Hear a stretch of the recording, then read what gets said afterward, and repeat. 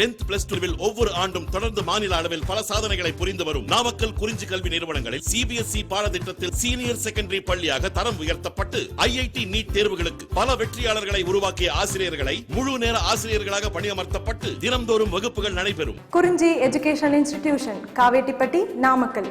Admission in progress. CBSE KG to 12 contact 9025895176.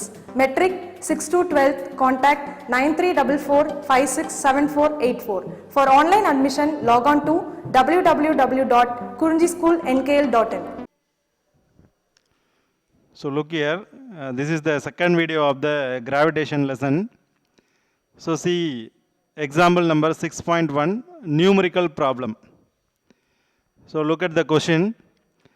Consider 2 point masses m1 and m2 which are separated by a distance of 10 meter. Calculate the force of attraction between them and draw the directions of forces on each of them. See the given figure. So இங்கே என்ன சொல்லியிருக்காங்க அப்படின்னா ஒரு 2 point மாசஸை consider பண்ண சொல்லியிருக்காங்க. First சென்டென்ஸில் நம்ம observe பண்ணோம்னா நமக்கு தெரியும் 2 point masses m1 and m2 which are separated by a distance of 10 meter. டயக்ராமில் பாருங்கள் 10 மீட்டர் டிஸ்டன்ஸில் m1 m2ன்னு சொல்லக்கூடிய 2 பாயிண்ட் மாசஸை பிளேஸ் பண்ணி வச்சுருக்கிறோம். ஸோ இந்த இடத்துல நம்ம எடுத்துருக்கக்கூடியது ஒரு Cartesian coordinate system x, y and z axis. These 3 axis are mutually பர்பண்டிகுலர்ன்றது நமக்கு தெரியும். ஸோ இந்த இடத்துல நமக்கு ஃபோர்ஸ் ஆஃப் அட்ராக்ஷனுடைய வேல்யூவை கண்டுபிடிக்க சொல்லியிருக்காங்க. ஸோ ஃபோர்ஸ் ஆஃப் அட்ராக்ஷனு நமக்கு என்னென்ன தேவை, m1 m2ன்னு சொல்லக்கூடிய mass of the body and distance between the 2 masses. இப்போ m1ஓட வேல்யூ 1 கிலோகிராம்னு சொல்லிட்டாங்க, m2க்கு 2 கிலோகிராம்னு சொல்லியிருக்காங்க. இப்போ ஃபஸ்ட்டு நம்ம மேக்னிடியூட் ஆஃப் த ஃபோர்ஸை கால்குலேட் பண்ணிடலாம். And then we have to express the directions of the forces on each of them. ஒவ்வொருத்தருடைய டைரக்ஷன்ஸையும் நம்ம சொல்லியிருக்காங்க. ஃபஸ்ட் இதனுடைய சொல்யூஷனில் பார்த்தோம்னா நமக்கு தெரியும். So the Newton's law of கிராவிடேஷனில் அவங்களுடைய மேக்னிடியூட் ஆஃப் த ஃபோர்ஸுக்கான ஃபார்முலா ஆல்ரெடி நம்ம படிச்சிருக்கிறோம். The force of attraction between the 2 point masses is directly proportional to the product of the 2 masses and inversely proportional to the square of the distance between them அப்படின்னு சொல்லியிருப்போம். இது நம்ம எக்ஸ்பிரஷனுக்கு change பண்ணோம் அப்படின்னா while cancelling the proportionality symbol we have to use a constant. That constant is called as universal law of gravitation அப்படின்னு சொல்லக்கூடிய capital Gயை use பண்ணியிருக்கிறோம். அப்போ எஃபெக்டருக்கு ஃபார்முலா கேட்டாங்க அப்படின்னா minus G into m1 m2 by r square into r cap. So it is in the vector form of and magnitude of the force அப்படின்னு சொல்கிறோம். But நம்ம magnitude தான் கால்குலேட் பண்ண போகிறோம். ஸோ அப்போ வெக்டர் ஃபார்முக்கு பதிலாக ஸ்கேலர் ஃபார்முக்கு நம்ம சேஞ்ச் பண்ணுறோம் அப்படின்னா F is equal to G into m1 m2 by r square அப்படின்னு சொல்கிறோம்.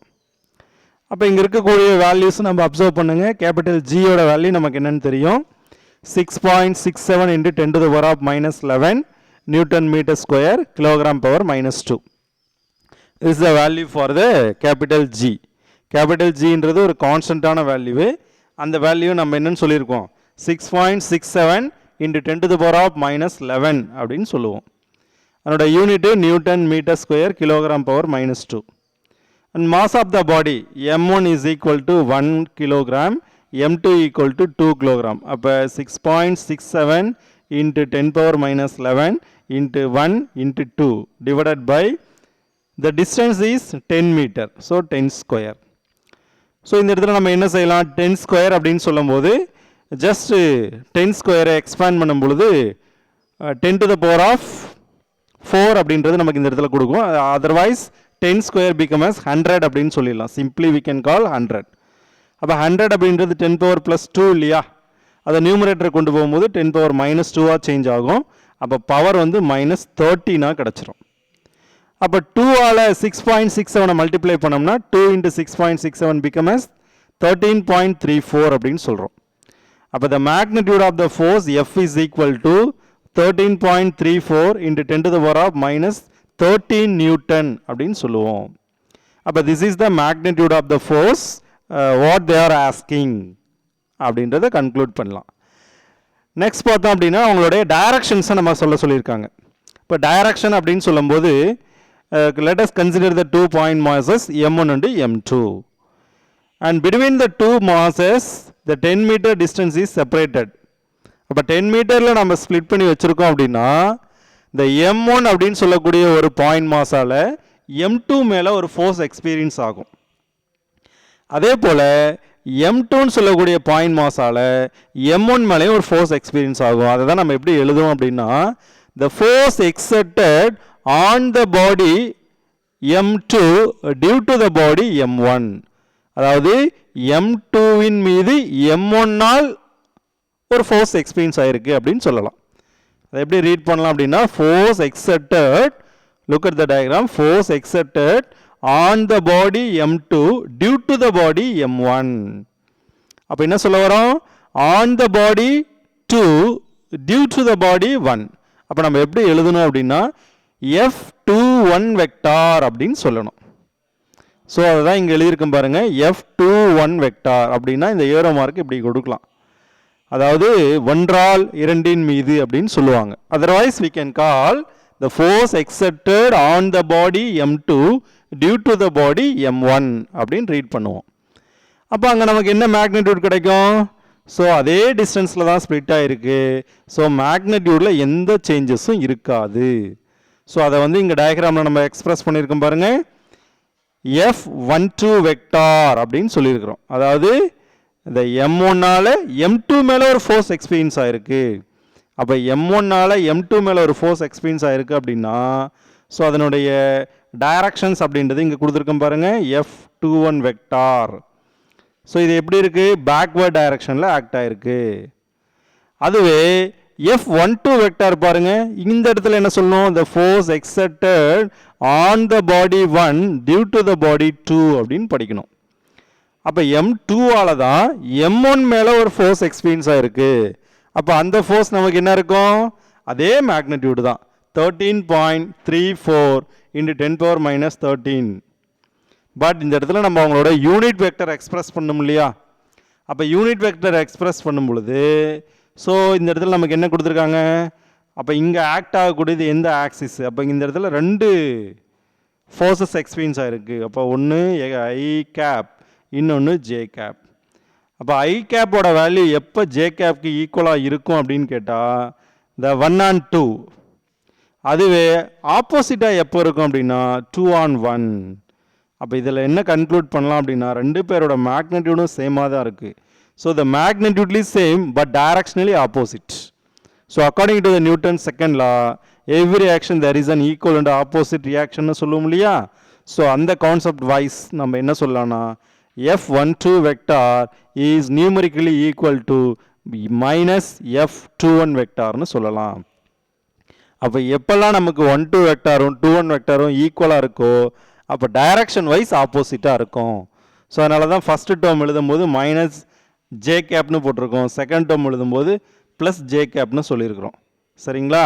ஸோ இது வந்து நியூமரிக்கல் ப்ராப்ளமில் அவங்க கேட்டதுக்கான ஃபீட்பேக் அப்படின்னு நம்ம சொல்லிடலாம். ஸோ இதுக்கு முன்னாடி கிளாஸில் நம்ம கிராவிடேஷனல் லா அப்படின்றத படித்தோம் இல்லையா. அப்போ what are the important features of gravitational force, அப்போ கிராவிடேஷனல் ஃபோர்ஸில் இருக்கக்கூடிய ஸ்பெஷல் ஃபியூச்சர்ஸ் அப்படின்றது என்னெல்லாம் அப்படின்றத நம்ம சொல்லலாம். இல்லை ஃபஸ்ட்டு நீங்கள் அப்சர்வ் பண்ணிங்கன்னா தெரியும், as the distance between the two masses increases the strength of the force decreases. How is it possible? So இங்கே நம்ம என்ன சொல்லியிருக்கோம், டிஸ்டன்ஸ் வந்து அதிகமாகிட்டே போச்சு அப்படின்னா நம்மளோட ஸ்ட்ரென்த் என்னவாகும், as much as possible they are very close to each other means the strength also maximum அப்படின்னு சொல்லலாம். எப்போ நம்ம வெரி க்ளோஸராக ரீச் ஆகும் பொழுது. அப்போ என்ன மீனிங்னா இந்த இடத்துல த யூனிவர்சல் லா ஆஃப் கிராவிடேஷனில் த அட்ராக்டிவ் ஃபோர்ஸ் அப்படின்ற வேல்யூவு இந்த டிஸ்டன்ஸுக்கு என்ன மாதிரி இருக்குது அப்படின்னு கேட்டால் இட் இஸ் இன்வெர்ஸ்லி ப்ரொபோஷனல்னு சொல்லி வச்சுருக்கிறோம். ஏன்னா நமக்கு ஸ்டேட்மெண்ட்டில் படிக்கும்போது உங்களுக்கு தெரியும் F is equal to G into m1 m2 by r² சொல்லியிருப்போம். அப்போ what is the relation between F and r² அப்படின்னு கொஸ்டின் ஆகுச்சுன்னா அப்போ the force of attraction is inversely proportional to the square of the distance அப்படின்னு சொல்கிறோம். அப்போ எப்போல்லாம் வந்து டிஸ்டன்ஸோட value நமக்கு அதிகமாகிட்டே போதோ அப்போல்லாம் ஸ்ட்ரென்த் ஆஃப் த ஃபோர்ஸ் கண்டிப்பாக டிக்ரீஸ் ஆகும். Because both are inversely proportional to each other. So இதை தான் நம்ம இந்த கிராஃபிக்கல் ரெப்ரசன்டேஷன்லையும் சொல்கிறோம்.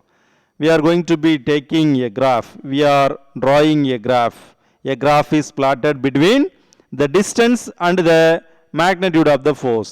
The distance is taking along the x-axis and the magnitude of force is taking along the y-axis. So initially, the smaller distance means larger force is possessed. The distance is larger means the magnitude of the force will become smaller. So such type of graph is known as the rectangular hyperbola அப்படின்னு நம்ம சொல்லுவோம். இப்போ இந்த rectangular ஹைபர்போலான்னு எப்போல்லாம் நமக்கு கிடைக்குதோ அந்த graphical nature, so அந்த இடத்துல நமக்கு both the quantities are inversely proportional to each other அப்படின்னு தான் சொல்ல முடியும். அப்போ எப்போல்லாம் நமக்கு இன்வெர்ஸ்லி ப்ரொபோஷனலாக இருக்கோ அந்த இடத்துல நமக்கு டிஸ்டன்ஸ் அதிகமாக ஃபோர்ஸ் ஆஃப் அட்ராக்ஷன் குறைய தான் செய்யும். ஸோ இது ஃபஸ்ட் இன்ஃபரன்சஸ் அப்படின்னு நம்ம சொல்லலாம். அடுத்து second term, the gravitational forces between two particles always constitute an action reaction pair. Absolutely it is possible அப்படின்னு சொல்லுவோம். ஏன் மேலே இருக்கக்கூடிய நியூமரிக்கல் ப்ராப்ளமில் கூட அதை நம்ம பார்த்தோம். என்னன்னு சொல்லியிருந்தோம், எப்போல்லாம் வந்துட்டு ரெண்டு பாயிண்ட் மாசஸ் யூஸ் பண்ணுறோமோ அந்த ரெண்டு பாயிண்ட் மாசஸ்லையுமே ஒரு இன்டர்னல் ஃபோர்ஸ் அப்படின்றது எக்ஸ்பீரியன்ஸ் ஆகுது. What is that? The force exerted on the body 1 due to the body 2. The force exerted on the body 2 due to the body 1. So what is the meaning for these two categories அப்படின்னா both are having the similar meaning only, but little bit changes is, the changes is nothing but only in the direction, not in the magnitude. So that's why I am telling both the cases always acting action reaction pair அப்படின்னு நம்ம சொல்லலாம். So நியூட்டனுடைய third லாவை obey பண்ணுது அப்படின்னு சொன்னாலே அது கண்டிப்பாக action reaction பேரில் தான் இருக்க முடியும். ஏன்னா நம்ம அந்த இடத்துல சொல்லும் போதே there is an equal and opposite reaction அப்படின்னு நம்ம சொல்லுவோம். யாருக்கு? ஃபார் எவ்ரி ஆக்ஷனுக்கு. அப்போ action and reaction magnitudely same but directionally opposite. அப்போ எந்த ஒரு பாயிண்ட் மாசஸ் எடுத்தாலும் சரி, எந்த ஒரு பார்ட்டிகல்ஸ் எடுத்தாலும் சரி, த gravitational force between the two particles always constitute an action reaction pair absolutely அப்படின்னு நம்ம சொல்லலாம். சரி, அடுத்து தேர்டு ஸ்பெஷல் ஃபீச்சர்ஸ் அப்படின்னு பார்த்தோம்னா the torque about it. what is the torque? இப்போ டார்க் அப்படின்னு சொன்னால் டார்க்குக்கான ரிலேஷன் நம்ம எப்படி சொல்லுவோம்? டார்க்னா யூஸ்வலாக என்ன எடுப்போம்? the product of the force into the perpendicular distance அப்படின்னு நம்ம சொல்லுவாங்க. ஸோ இந்த டார்க் அப்படின்றது ஒரு ரொட்டேட்டிங் ஃபோர்ஸு, ஒரு ரீஸ்டோரிங் ஃபோர்ஸ். அந்த ரீஸ்டோரிங் ஃபோர்ஸ் அப்படின்றது இங்கே எப்படி நம்ம டிஃபைன் பண்ணலாம்? So tau vector is equal to R vector cross F vector அப்படின்னு சொல்லுவோம். It is the cross product notation. Cross product நோட்டேஷனில் பார்த்தோம் அப்படின்னா கிராஸ் ப்ராடக்ட் ரொட்டேஷனில் ஆர் வெக்டர் அப்படின்னு சொல்லக்கூடிய பொசிஷன் வெக்டர் தான் எஃப் வெக்டர் அப்படின்னு சொல்லக்கூடிய ஃபோர்ஸ் ஆஃப் அட்ராக்ஷனை தாங்கி நிற்கிது அப்படின்னு அர்த்தம். அப்போ இவங்க சஸ்பென்ஷன் யாரால அப்படின்னு கேட்டோம்னா ஆர் வெக்டர் அப்படின்னு சொல்லக்கூடிய பொசிஷன் வெக்டரு. ஸோ இது வெக்டர் நோட்டேஷனில் சொல்ல வரும் பொழுது tau vector equal to R cross F only is the correct formation. Suppose அன்எக்ஸ்பெக்டடாக நம்ம எஃப் கிராஸ் ஆர்னு எழுதிட்டோம் அப்படின்னா அதுக்கு தப்புன்னு அர்த்தம். ஏன்னா கிராஸ் ப்ராடக்டை பொறுத்த வரைக்கும் A vector cross B vector is not equal to B vector cross A வெக்டர்னு சொல்லுவாங்க according to the mathematical concept. So இந்த இடத்துல r cross f is equal to the tau vector அப்படின்னு ரீட் பண்ணுறோம். சரிங்களா? சரி, இப்போ இதனோட எக்ஸ்பிரஷனில் நம்ம எழுதும் போது எப்படி சொல்லணும்? tau vector is equal to r vector அப்படின்றது பொசிஷன் வெக்டரு, f vector அப்படின்னு சொல்லக்கூடியது யார்? Force of attraction. Force of அட்ராக்ஷனுக்கு ஆல்ரெடி நமக்கு ஃபார்முலா தெரியும். f vector is equal to minus g into m1 m2 by r square into r cap. அப்போ இங்கே M1 M2ன்னு சொல்லக்கூடிய ரெண்டு மாசஸ் அப்படின்றது யாரை மீன் பண்ணியிருக்கு?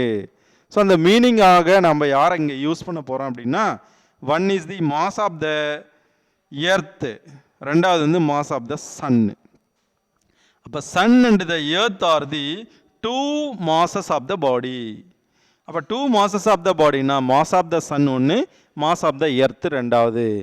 அப்போ இது நம்ம கொண்டு போய் சப்ஸ்டியூஷன் பண்ணுறோம் அப்படின்னா tau vector is equal to r vector cross minus g into mass of the sun, mass of the earth by r square into r cap னு சொல்லியிருக்கிறோம்.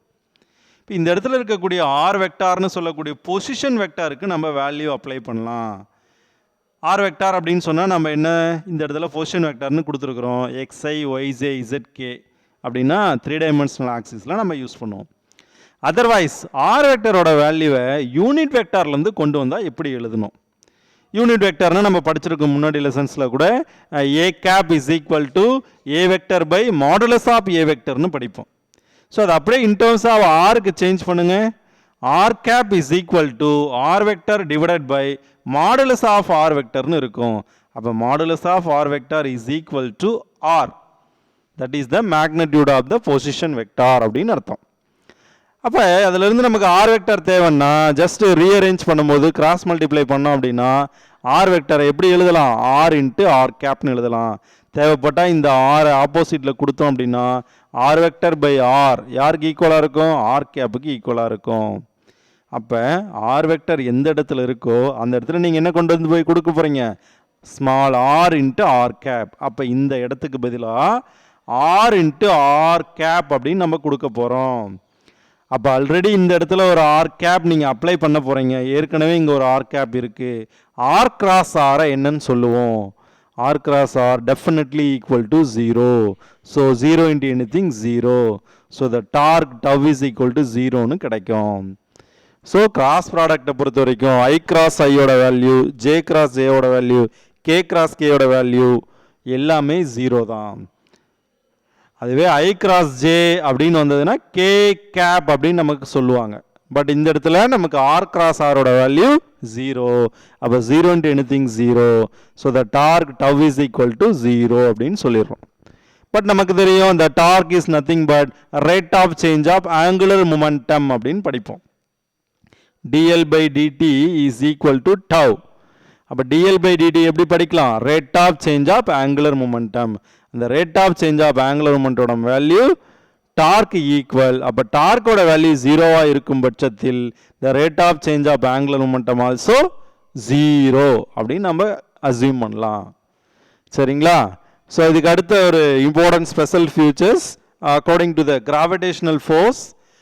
See, to calculate the force of attraction between a hollow sphere of mass m with uniform density and point mass m kept outside. So இங்கே என்ன அப்படின்னா ஒரு hollow sphere எடுத்திருக்காங்க. Hollow ஸ்பியருக்கும் ஒரு point மாஸுக்கும் உள்ள force of attraction எப்படி இருக்குன்னு கேட்குறாங்க. Hollow sphere, look here, this is the hollow sphere. The mass of the hollow sphere is capital M. This is the point mass. The mass of the point mass is small m. Both the bodies are separated by a distance of small r அப்படின்னு சொல்லிட்டோம். அப்போ இந்த மாதிரி ஒரு hollow ஸ்பியரையும் ஒரு point மாஸையும் ஆர்ன்ற டிஸ்டன்ஸில் நம்ம split பண்ணி வச்சுருந்தா நமக்கு ஃபோர்ஸ் ஆஃப் அட்ராக்ஷனோட வேல்யூ நமக்கு எப்படி கிடைக்கும்? ஸோ இது நம்ம என்ன சொல்லலாம்? Capital mass is the one of the body, small m is the another body. Both the bodies are separated by a distance of r. So the force of attraction F is equal to G into m1 m2 by r square into r cap அப்படின்னு நம்ம சொல்லிடலாம். அப்போ அதை தான் நம்ம இங்கே பக்கத்தில் இருக்கிற டயக்ராமில் காமிச்சிருக்காங்க. கேபிட்டல் M அப்படின்றதும் ஒன் ஆஃப் த பாயிண்ட் மாஸாக கன்சிடர் பண்ணிக்கலாம். ஸ்மால் m அப்படின்றது ஆல்ரெடி பாயிண்ட் மாஸாக தான் இருக்குது. So by using of these two point masses we able to get it the force of attraction between the two bodies அப்படின்னு சொல்லிடலாம். In case if we place another object of mass small m inside it, அது என்ன inside it? அதாவது point mass அப்படின்னு சொல்லியிருக்கக்கூடிய வேல்யூவை கொண்டு போயிட்டு அந்த ஹாலோ அப்படின்னு சொல்லக்கூடிய ஒரு ஸ்பியருக்கு உள்ள வைக்க சொல்லியிருக்காங்க. எங்க கொடுத்துருக்கோம்? if we place another object of mass m inside it. யாருக்கு உள்ள அப்படின்னு கேட்டா அந்த ஹாலோ ஸ்பியர்னு ஒன்று சொன்னோம் இல்லையா, அந்த ஹாலோ ஸ்பியருக்கு உள்ள கொண்டு போயிட்டு நம்மளை என்ன சொல்லியிருக்காங்க? the point mass is placed inside of the hollow sphere. What will become the force of attraction? How we able to calculate it அப்படின்னு கொஸ்டின் பண்ணோம்னா the force will be 0. ஏன்னா there is no distance at all. அப்போ denominator டேர்மே 0 ஆகும். ஆமாம் இல்லையா? அப்போ ஆர்ன்ற distance வந்து அந்த இடத்துல நமக்கு இல்லை.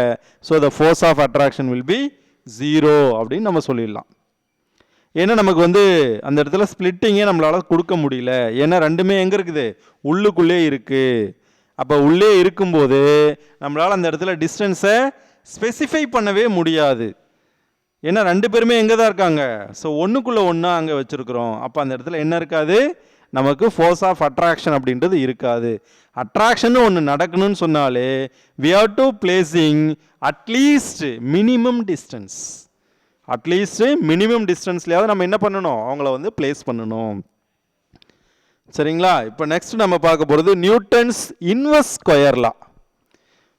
ஸோ ஏற்கனவே நம்ம கெப்லர்ஸ் உடைய 3 லாஸை பற்றி படித்தோம்.